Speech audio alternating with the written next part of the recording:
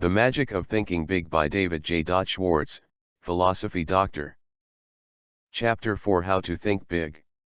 2. Next, under each asset, write the names of 3 persons you know who have achieved large success but who do not have this asset to as great a degree as you. When you've completed this exercise, you will find you outrank many successful people on at least one asset. There is only one conclusion you can honestly reach: you're bigger than you think. So fit your thinking to your true size. Think as big as you really are. Never, never, never sell yourself short. The person who says adamantine when in plain talk he means immovable, or says coquette when we would understand him better if he said flirt, may have a big vocabulary. But does he have a big thinker's vocabulary? Probably not.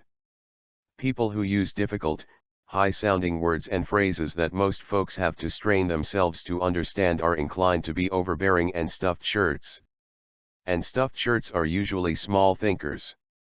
The important measure of a person's vocabulary is not the size or the number of words he uses. Rather, the thing that counts, the only thing that counts about one's vocabulary, is the effect his words and phrases have on his own and others' thinking. Here is something very basic: we do not think ill of words and phrases. We think only in pictures and or images. Words are the raw materials of thought. When spoken or read, that amazing instrument, the mind, automatically converts words and phrases into mind pictures. Each word, each phrase, creates a slightly different mind picture. If someone tells you, Jim bought a new split level, you see one picture. But if you're told, Jim bought a new ranch house, you see another picture.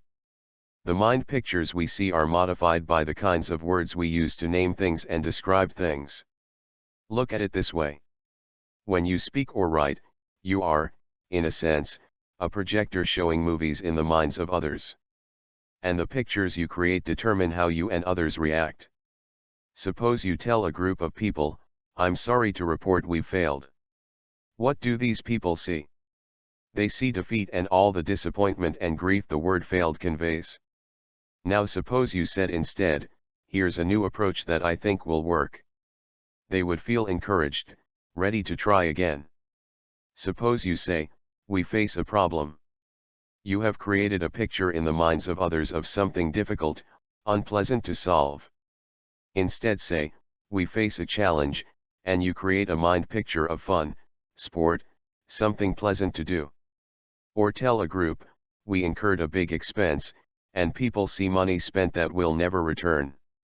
Indeed, this is unpleasant. Instead say, "We made a big investment," and people see a picture of something that will return profits later on, a very pleasant sight. The point is this: big thinkers are specialists in creating positive, forward-looking, optimistic pictures in their own minds and in the minds of others.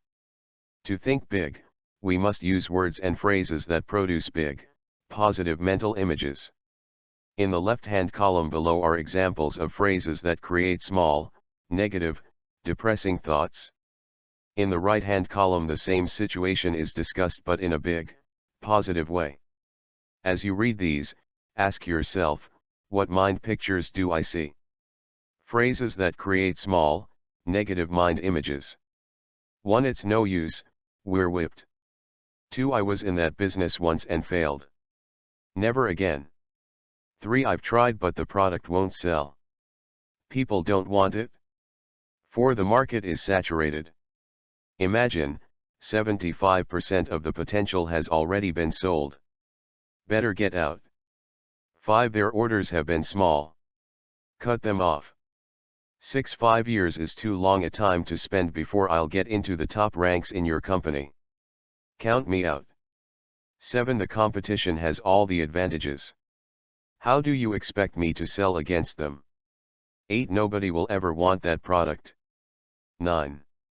Let's wait until a recession comes along, then buy stocks. 10. I'm too young or old for the job. 11. It won't work, let me prove it. The image: dark, gloom, disappointment, grief, failure.